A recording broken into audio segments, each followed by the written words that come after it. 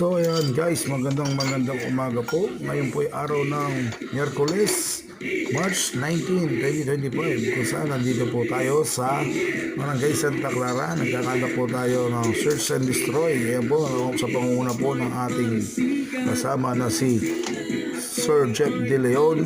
Mapansin niyo po, yan, nag-search and destroy. Tinatawag po niya ang mga bote ng alak na may lamang tubig na siyang pinagbabahayan ng mga lamok. Kaya sa ating pagkapaligid.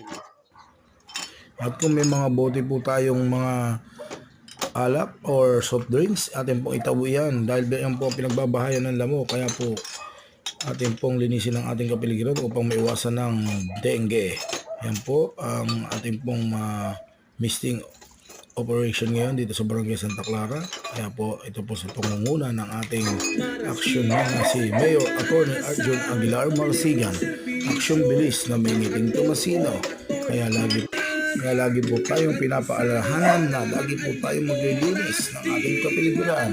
Kung tayong malinis, walang lamok, walang dengue, walang mapapahamak. Ito po si Kuya Laris TV. God bless.